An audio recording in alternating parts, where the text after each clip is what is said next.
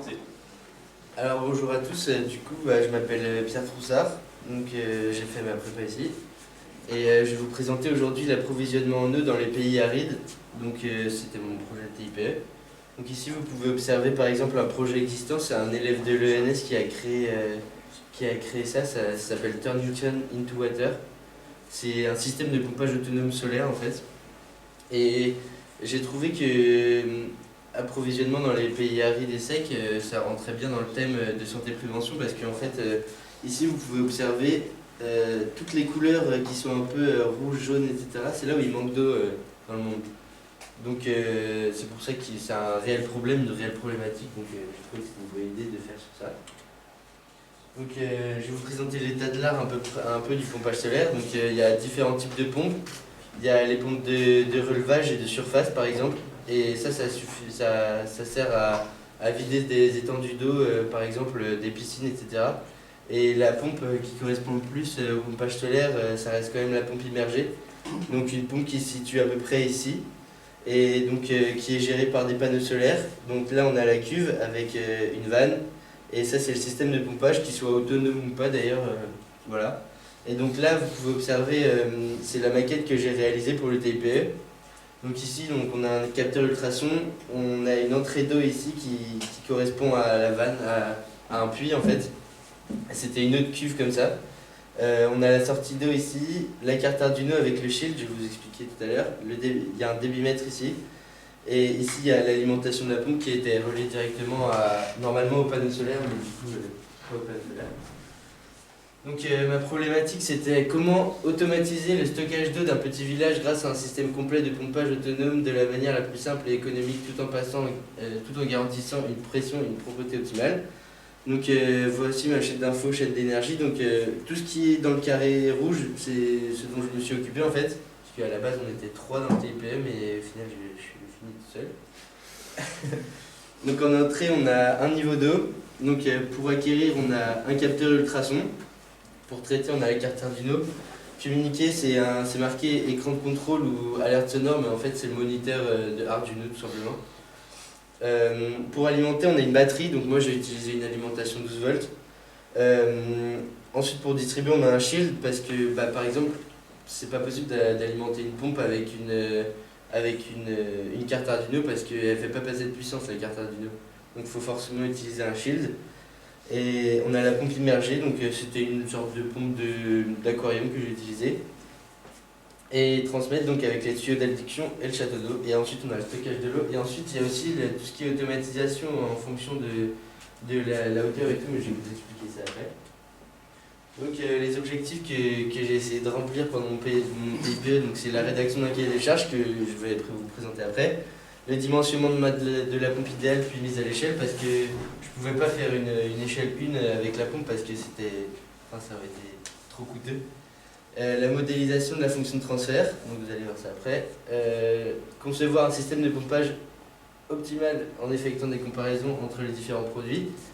La programmation de la pompe que j'ai fait sur Arduino et la validation de la fonction de transfert, donc avec la comparaison entre les résultats expérimentaux et les résultats modélisés et théoriques.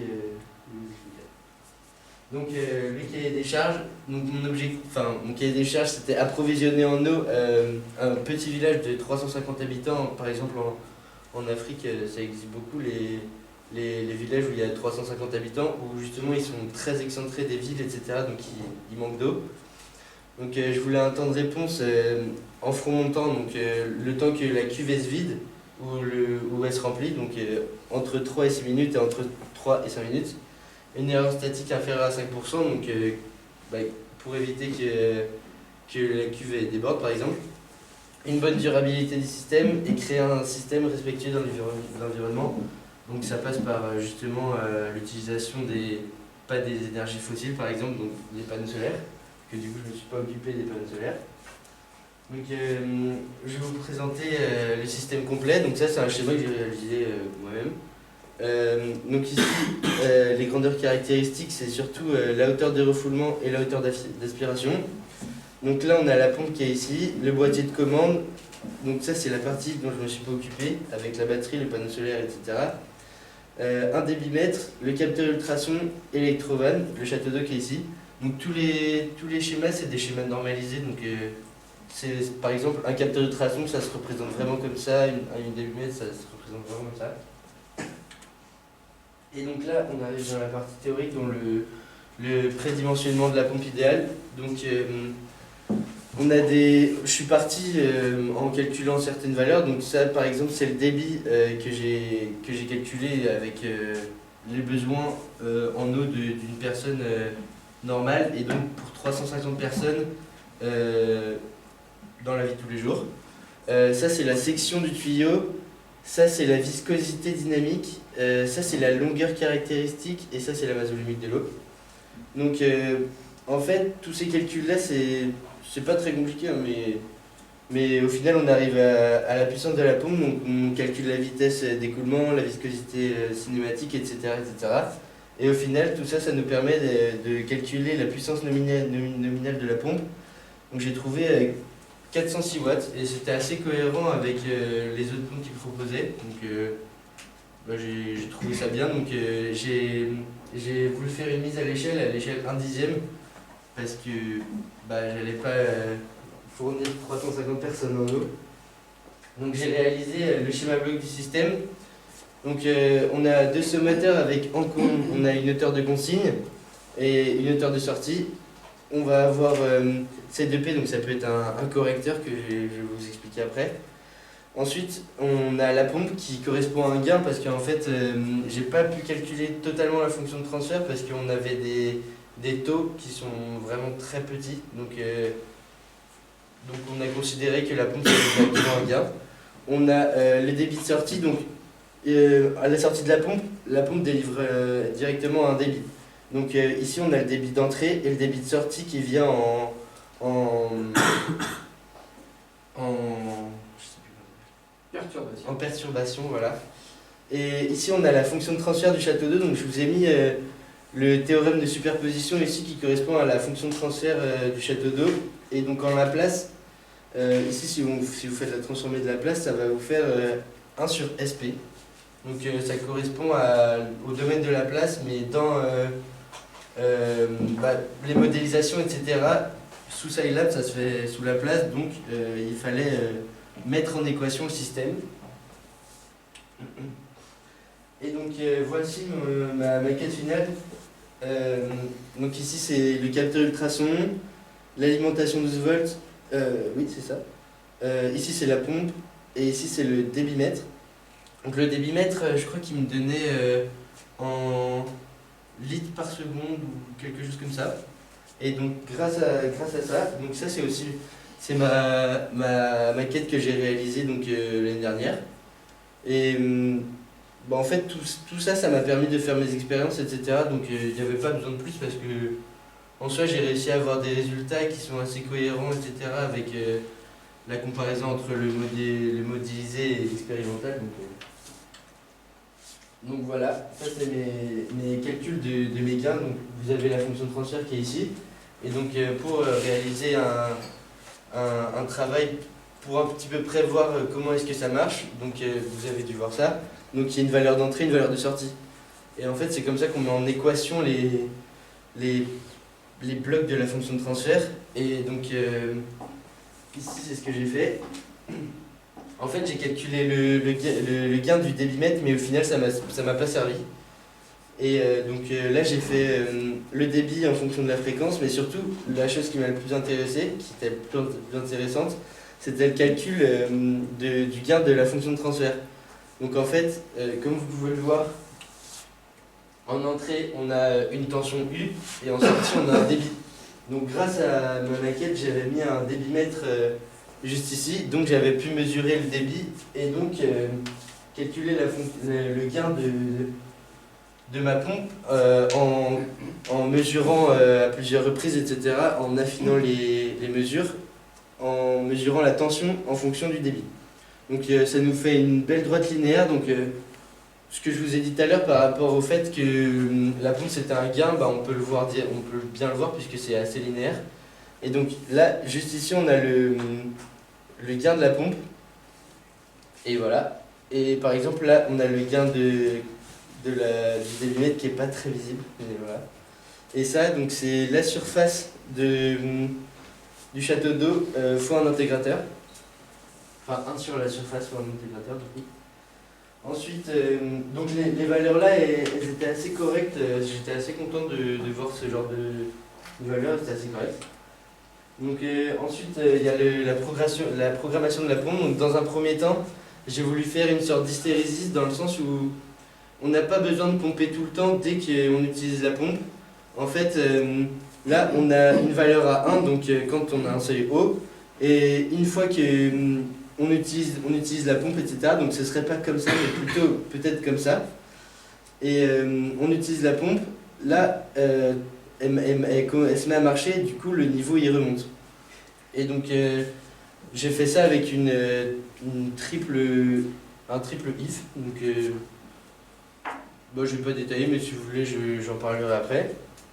Donc là, on a le temps de réponse qui est de 3 minutes 18 et 5 minutes en fonction du moment où j'avais mis un seuil, donc où la pompe se remet à charger. Et en descendant, on avait 2 minutes 52 et 4 minutes 30, donc ça correspond à peu près aux valeurs de mon cahier des charges, donc j'étais content. Donc là, on a la modélisation sous Scilab de l'hystérésis. Donc en entrée, on a un échelon. Donc là, on remarque parce qu'en fait, le capteur ultrason, il mesure la distance entre le capteur et le fond de la cuve. Donc, fallait soustraire en fait la distance entre le fond de la cuve et la distance que mesurait le capteur ultrason. Donc ici, on a un bloc d'hystérésis, le gain de la pompe. Comme perturbation, j'ai mis un créneau. Donc là, tout ce qu'il y a pour mesurer, pour voir, etc. En soi, ce qui se passe ici, c'est un retour unitaire, donc c'est pas vraiment important, parce que le gain du capteur ultrason était égal à 1, donc en soi c'est comme si c'était un retour unitaire, mais il faut quand même le représenter pour qu'il sache ce qui se passe, etc. Donc voici mes résultats obtenus, et ça en fait c'est mon schéma en réel que j'avais mesuré moi-même. Et vous pouvez voir que c'est dans le négatif, mais c'est parce que, comme je vous ai dit, le capteur ultrason, il mesure en négatif en fait la distance. Donc il fallait soustraire, etc. Mais donc on peut vraiment voir que on peut copier-coller la courbe avec la valeur que... Ça, c'est ce que j'ai obtenu via Scilab. Donc ici, on peut observer le seuil haut, et ici le seuil bas. Donc le moment où ça commence à descendre, c'est 300 secondes, je crois. Et donc c'est le moment où le créneau il se met en marche, donc c'est ça en fait qui se met en marche. Et donc ça nous fait baisser le débit. Et ensuite, une fois qu'il est arrivé au seuil bas, donc il se dit attention là la pompe le bac il va bientôt être vide, donc faut refaire marcher la pompe, et ça refait marcher la pompe, et voilà. Et donc on peut voir ça ici. Donc ça c'est les états haut et bas de la pompe. Donc en fait l'état bas de la pompe, c'est un débit qui est négatif, mais donc ils ont représenté ça comme ça sur Scilab parce que voilà. Donc en soi c'est comme si le château d'eau il se vidait de ce moment-là à ce moment-là.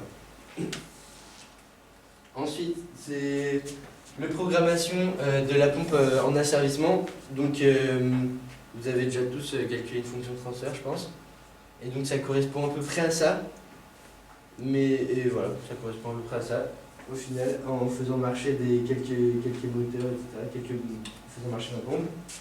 Ici, on a la fonction de transfert de tout le système, en fait. Et donc, on doit réaliser le théorème de superposition pour faire le calcul de la fonction de transfert entière. Donc là, on a mis le débit le débit sortant égal à 0, et là le débit entrant égal à 0. Et donc grâce au théorème de superposition, c'est la somme des deux en fait. Voilà.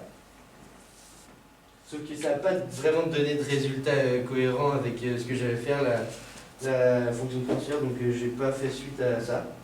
Et donc là on a la réalisation Scilab de la fonction de transfert, mais cette fois sous l'asservissement. Et donc elle marche parce que en fait c'est comme si vous faisiez programmer un moteur en fait sur Scilab, c'est la même chose.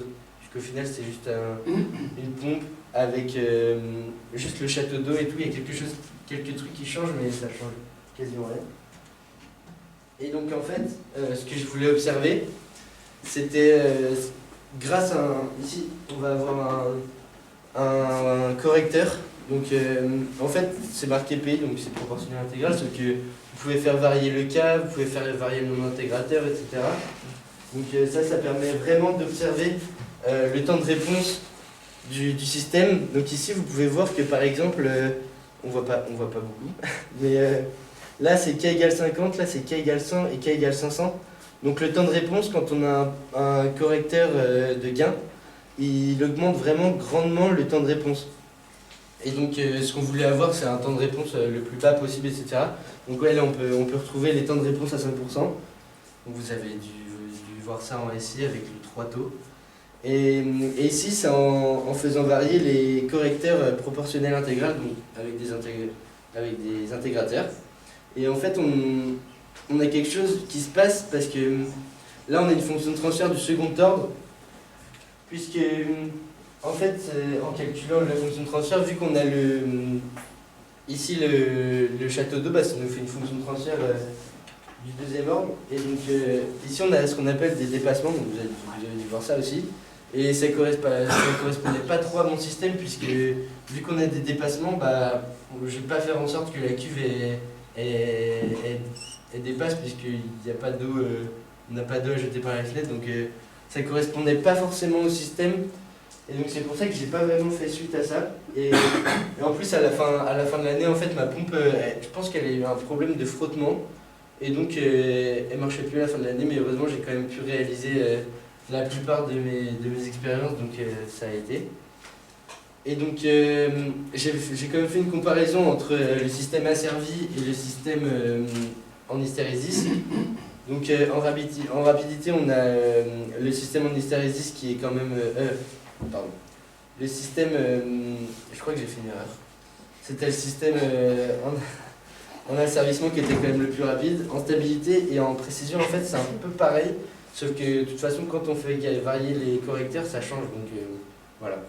Donc ce que j'aurais pu faire de plus, c'est utiliser des capteurs plus précis en utilisant des gammes de valeurs qui sont plus précises, donc en affinant encore un peu plus les valeurs.